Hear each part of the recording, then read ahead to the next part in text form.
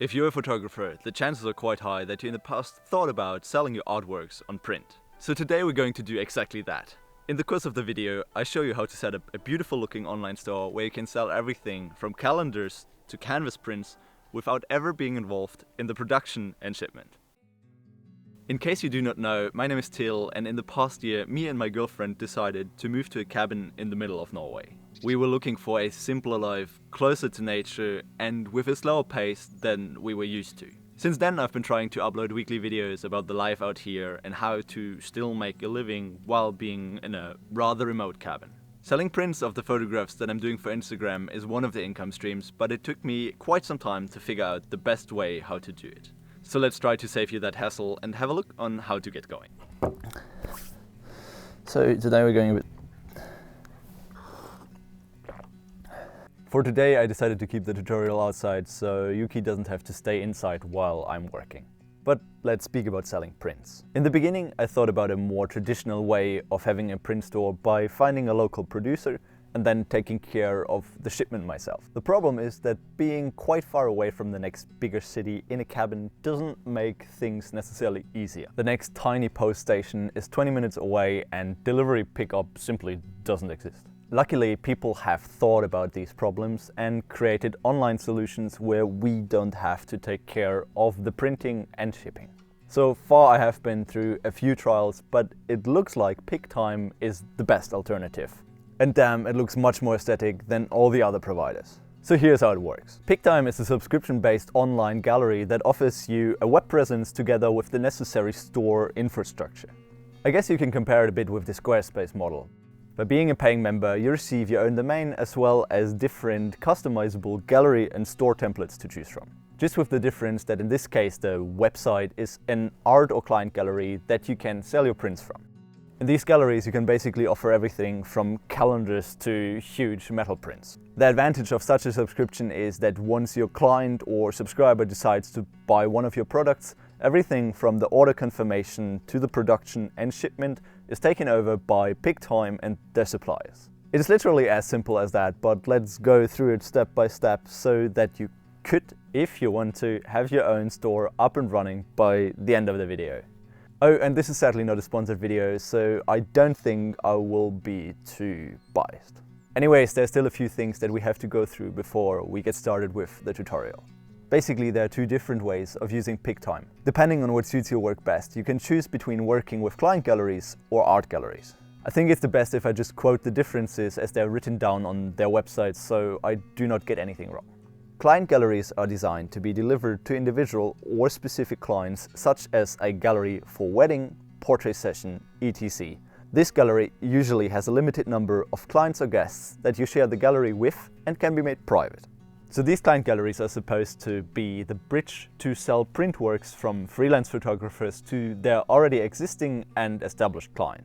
It furthermore says that the products in the client galleries can be designed by your clients. They have full control over choosing between the different variations of the type of each product. So client galleries might be great for a lot of wedding and portrait photographers out there, but it's not necessarily something that we would need to sell a few selected products. In my opinion, the art gallery feature of Pic Time is what suits us creators best. It's literally similar to real-life art galleries. The artist, in this case you, decides what of their work is displayed in the gallery and what products can be purchased in the store later on. For every product that you add to the gallery, you can decide about the size, color and crop. People can basically only buy the products that you decided to create. So let's just quickly go over the expenses that you have to cover in order to have such a store and then set up our own first art gallery.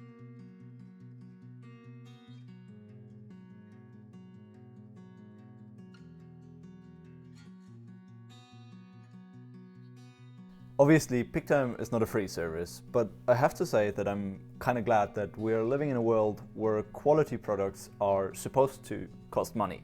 People that are hiring filmmakers tend to forget that sometimes. The good thing about the art galleries is that they're a bit more budget-friendly than the client galleries. Depending on if you see yourself paying 15% commission on every sale, you end up either paying $10 or $17 per month. I noticed that Pic Time is having special offers quite regularly, so if you wait a little bit, you might be able to get $1 or $2 off on both subscription models.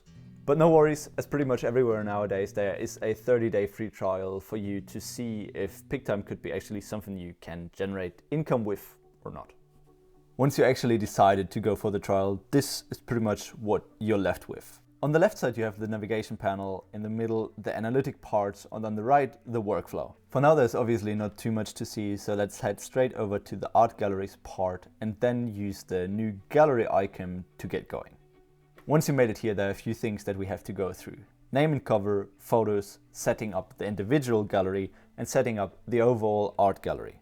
For now, let's just go step by step, and I'm calling this new art gallery Moody Nature. The next thing we have to do is to upload a cover photo that will be then later on displayed in the overall art gallery.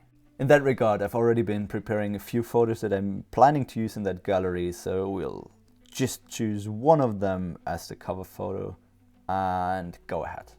Once that is done, you can use the focal point option to decide where the visual center of your picture will be, which then will affect the crop and how your picture is displayed in the art main page. If you're happy with how the crop turned out, then we can head over to the photos section. This section is pretty much self-explaining. Here you can upload all the photos that you would later on like to be displayed in the individual gallery.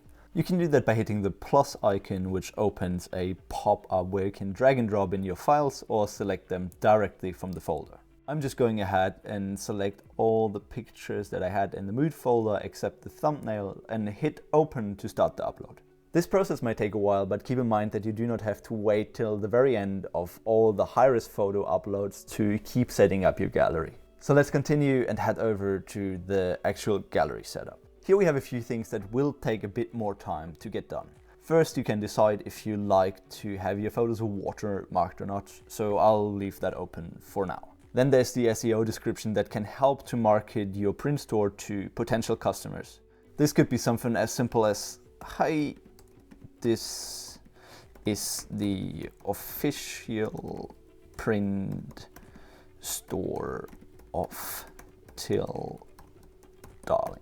In this super simple example, you would have combined the search term print store with your name, so people would maybe be able to find it a bit better.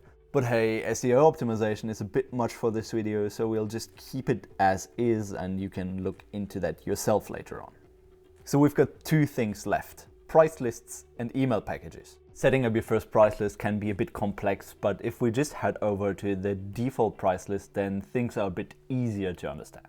In your default price list, you can see all the products that could be displayed in the shop. All of the products that are checked right now, which is by default everything, are also available in the store. So to make the beginning a bit more simple, let's just uncheck everything except the metal prints. And by clicking on the icon, we get some more options that we can adjust. You can see from the beginning there are 3 different versions of the metal prints that you can offer: high gloss, mid gloss and satin. Within the different versions, you can also offer them in different formats and sizes. By default, once again, every option is checked and thereby offered in the store. Just to simplify it a little, let's imagine that you have only one art gallery with one photo that you would like to sell, and it's a square format that you would like to offer in 2 different sizes. To do this, we would by default uncheck everything first and then just select 2 versions of square prints that we would like to offer in the store. Now you only have one thing left to do, and that's deciding what the actual store price will be. To make that a bit simple, to the left you have the cost of the production, and to the right the actual profit that you would make with every single sale. Depending on where you are in your career right now and what profit margins you would need to, you can either increase or decrease the sales price. Once that is done and you're happy with your selection, just hit apply. Now you've updated your default price list, and now that we've updated the default price list, we can head back to the gallery setup. Now the only thing that's left is the choice of your email package, so let's have a look at that as well. In regard to the email packages, Pic Time has made it quite simple for us by marking everything with a red dot that's relevant for art galleries. So let's just go ahead and check everything and then head back to the gallery setup. Alright, we're done here, so let's head over to the Art Gallery tab. Here's now time to add the products to the store that we actually have been choosing earlier in our default price list. And there are two options of doing that. If you hover over the plus icon, then you can see that you can either add the products individually or go for a whole batch. As we have been uploading multiple photos to the gallery, it makes the most sense to add them all at once. To do so, go with the batch add option and then select all the photos that you would like to be later displayed as products in the store. Once you selected all of them, just click continue. Now you can see that we can only continue with the two options that we made available in the default price list. If you remember, we were choosing two versions of square metal prints, so let's just select both of them and click continue. In the third step, you have a few things to fill out. First, the item name, then if you want to use the photo that you've uploaded as a product image, a description of the product, and if it is a limited edition item. To not bore you with that process, let me just quickly fill out all necessary information. As you see, for now I only filled out the item name because the item description is not necessary to continue, but you shouldn't skip that step and make sure to do that before you hit continue. In the fourth and last step, you can review the actual product details, how you want it to be named, if you want to use a product image or use the photo that you've uploaded, and if in any case you need some extra description. You can also individually adjust the price of this batch of products if necessary. If not, then just click done. It might take some time, but right now you're adding your first products to the store. If the process is done, you can see the default outlay of your first gallery. If you would like to make some visual adjustments, just hover over style and choose your background color, and if you want to, you can basically adjust every item on the page. By choosing a different grid, you will affect the arrangement of the individual products. If you would like to put some more emphasis on a certain picture, just hover over it and then drag the handlebars to adjust the size. Just be aware that the size adjustment only works in the special grid and not in the ones with 2 or 3 columns. To rearrange the photographs within the grid, just simply drag and drop them to the place where you prefer them to be. At last, you can also add a cover photo or cover video by editing the title area. Everything you write down in the text box there will later appear as a description right below the title and next to your cover photo or cover video. Once you're done with that, once again, hit apply and we can continue. Now we went through all the parameters that we can adjust in the individual galleries, so let's just head on and then make sure to set the status of the individual gallery from offline to online. So it's time to have a look on how things are coming together on our main art page. As you see, it's still pretty empty here, but now is the time to add a few more individual galleries and then use the same stylistic tools that we went through earlier to adjust the main page as well. I promise you this will take a bit of time, but let us have a look at how things could turn out. Well, once you published everything, this is pretty much how your main art page and thereby also your shop landing page could look like. In the top corner you have the social media sharing options, a shopping cart and then your general description as well as the individual galleries. So far I've only been uploading 4 galleries as I did not want it to be too crowded. Even though a lot of pictures look quite good, I don't think that it's necessarily all worth to be printed. In that regard, I only went with my absolute personal highlights of the last year and kept it at that. If we have a look at the individual gallery, you see that I at least took a few seconds to upload a cover photo and write a short description. Although I still have some room for improvement there. The hardest part for me wasn't necessarily the selection of the photos, but rather which products I should offer.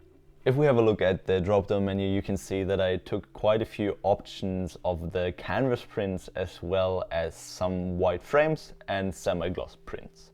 I personally thought that these 3 products would be the ones that I would desire to buy of an artist, but I'm obviously not sure what you would actually like, so just leave me a comment and then we can see if we brought in the future product line. This is pretty much it, but there's still 2 things that we should have a look at before you can get going. The first thing is that once you set up your main art page, there is this little share button in the upper right corner. Once you click it, there is an integrate button, and if you follow that one, you get a few different options to embed your Pic Time store in a different web presence. Depending on which options you choose, the text down here will change, but as I do not have a Squarespace website nor a Wix website, we can just go with the code that's already there. Just go ahead with Command A and Command C to highlight and copy all of it. In your web editor, you can just use a plain text module, edit this one and paste the integration code.